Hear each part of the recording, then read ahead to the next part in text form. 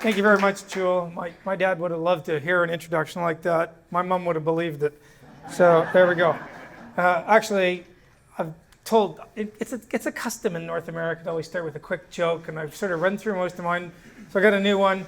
So an Englishman, a Welshman, an Irishman, and a Scotsman are at dinner at an incredibly expensive London restaurant. And, they're bringing out the French champagne, and the courses are coming, the caviar, and they order more drinks, and at the end of the evening, this incredibly expensive bill comes, tens of thousands of pounds.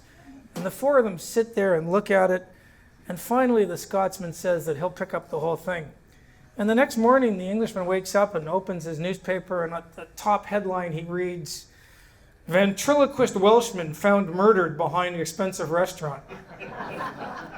Okay, well. All right, so look, 15 minutes, I'm going to be brief. One of the reasons the LNP haven't taken a stand is because you can't stand if you haven't got a backbone. And so invertebrates find it difficult. This will, in my view, play out a bit like the Brexit referendum. The Brexit referendum had all the great and the good, the corporate power, the money. They were outspent 10 or 12 times to 1.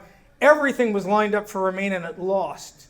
I think there was one newspaper that was Brexit. Maybe that was the Telegraph or Daily Mail, I forget. And so on the procedure, so let's just start with the moral.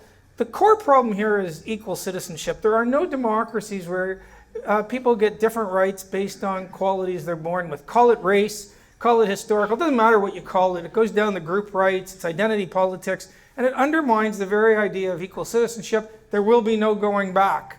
Another problem on the moral level, they're not funding the no case. Scott implied that was all Labour's doing, but actually Julian Leeser waved that through as Shadow Attorney General. Again, disgraceful. The idea on the moral level that this will lead to reconciliation just beggars belief. It's not going to lead to reconciliation. Just see what's happening with the Three Waters in New Zealand. And on the current expert group, there's not a single skeptic. Albanese just, they play to win. Labour plays to win, and the Liberal Party plays to lose. It's just, so on the moral level, those are the core problems. On the legal level, the problem is, look, it says may make representations. My bet is that within 10 years, the High Court will turn that into a sort of pseudo-constitutional right to be consulted. It won't be a veto, but it'll be a right to be consulted. It's not, and the other thing is it says on matters relating to Aboriginal peoples. They didn't say exclusively, so that basically will leave it for the judges to say every single bill, because every bill affects us. And so what you're going to get is a de facto fourth arm of government. It won't have a straight veto, but it doesn't need to have a veto. It will slow things down. And my bet is that the activist class will capture it, and then you're in this position. And one of the reasons Labour likes it is, well, on most bills, big spending bills, this body, the voice, is going to agree with them. So they're not going to have a problem passing laws. If you sort of have right of center, small government, focus on the individual, it's going to be very difficult. They'll slow things down. The temptation to get into the rent-seeking business is going to be very high. Give them some money so we can get this bill through, right? There's a good chance that's going to happen. And we already have one of the countries in the world that's the hardest to get laws enacted. I mean, people think that all democracies look like Australia. They don't. There's only 3 democracies in the world with a strong upper house.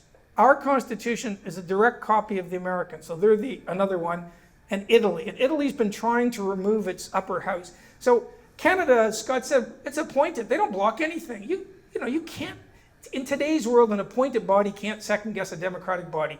In Canada, basically, you get appointed to the Senate if you're a political hack, and then they usually throw in a few people who win gold medals in the Olympics, or you get a Nobel Prize. So they get a salary for life, but they never block anything. And in the UK, it's a House of Lords, which is partly hereditary, partly appointed. Again, if you win an election in Canada, you just do whatever you want. You don't go and bargain with some woman from Tasmania who's got an extended family and a few extra friends than anyone else. That's the problem. It's very difficult to get laws enacted here already. throw in a voice body, it's going to become even more difficult. So you've got all those sort of problems. They're going to make this a separate chapter in the Constitution. No constitutional referenda has ever done that before. And why does that matter? We have activist judges. The whole world right now, the democratic world, has judges who are second-guessing politicians. It's particularly bad in the Anglosphere. Anyone who's read the Love case, our High Court just made stuff up. It's one of the worst reasons decisions ever. When these people stand up and say, like, Robert French, we don't have to worry about the High Court, I don't know what planet they're living on. Right, and if you see the kind of kids who are turning out in law schools, whatever you think of the judges today, wait 10 years. And I lived through a change in Canada in 1982, and everyone who promoted the constitutional change said, we have the most interpretively conservative judges, this is Canada, it won't happen, and it was true, they were the world's most interpretively conservative. They're now more aggressively sort of second-guessing of the legislature than the American Supreme Court. The Canadian Supreme Court is one of the most activist. Everything you were promised in Canada was a lie. Or if it wasn't a lie, it was wrong and naive. Although I do tend to think that some of the people who are making these assurances don't want the assurances to be true. So that's just a taste of the legal problems. The political problems are even probably the worst. So even if I'm wrong about the law, it doesn't matter because we're voting for the political situation. And the political situation is this. Will Parliament stand up to the voice body? Well, Albanese said it would be a brave Parliament. Labour won't. And the right of centre parties don't have the will to do it. The left won't want to, and the right won't have the will. That's what we've seen in Canada since 1982. They put in this provision to allow Parliament to stand up to the judges. Hasn't been used once in 40 years. And can you look at today's Liberal Party and think they will stand up to the voice? But you've got to be kidding me. So it'll be like a fourth arm of government. It won't take too long for the activist class to take over it. When you read what they claim will be the benefits, it's really hard to know what the benefits will be. It's all symbolism. It's going to be symbolic and lead to reconciliation. Gary's going to tell you, just where things stand on the ground. But this is just probably, it's going to be incredibly divisive. I went over and did a report in New Zealand on the He Puapua. It has not led to better feelings. Once you go down the identity politics, group rights, race-based thing, or even if it's not race-based, just group rights, it's like India after 1948. It doesn't lead to good outcomes. So bad politics, bad sort of high-level moral problem that we should all be treated equally in a liberal democracy, and bad legal outcomes. But other than that, this is a wonderful proposal. I mean, really, you can't find any faults with it at all. This is a first-rate proposal. Have I hit 15 minutes? I'm not even sure. Okay. All right, so I got a bit more time. I wanted to make sure I got through everything. So look, again, on the legal level, what they are trying to do is to tell you that the High Court will not take those two key phrases, may make representations, into a constitutional right. I'd bet my mortgage it won't happen right away. So in Canada, the judges didn't do anything for 4 or 5 years. And then almost certainly what they'll say is, because in terms of constitutional interpretation, judges will never interpret based on what the lawmakers say the bill is meant to do. They just say that's irrelevant.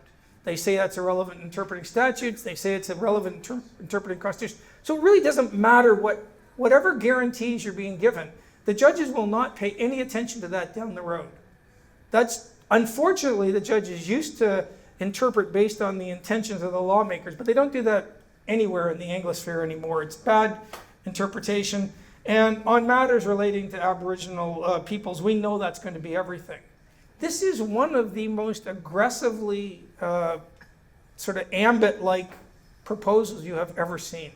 And again, the only one ever that gives itself, it's supposed to be a new chapter. I never really told you what the problem with being a new chapter in the Constitution is, but the two biggest forms of judicial activism in this country, one is, when I first got here and had to teach Australian constitutional law, I'm used to Canada, Britain, and they have this thing here called the separation of powers. And the judges basically made it up from about the 50s on. And they made it up because different arms of government get their own separate chapter. And so the fact you're a separate chapter is one of the key modes of reasoning in this country. Oops. So you know why Albanese is putting it in a separate chapter. That is not by oversight. It's a signal to the judges that this is really important and you can do whatever you want with it. The other one is the implied freedom of political jurisprudence, or of political communication. Again, I'm the most pro-free speech, law professor in the country. I like the outcome, but nobody with a straight face can say this is honest interpretation. The judges made it up in 1992. It's disgraceful. You have to separate in your mind, do I like the outcome from, is this an honest, plausible form of interpreting? If your wife gives you a shopping list and says, get cherries, and you come home with cherry brandy, that's not honest interpretation. Might be something you want. And so they just made this up. And the problem is, in that line of cases, they also focused on the structure of the Constitution with its separate chapters. So this is just a sort of quiet wink or sort of nudge to the judges that once this gets in, you use this. I could write it up for them now how it's going to go. So it's bad on all those fronts. I'm handing over now because there's nothing worse than people who go over time.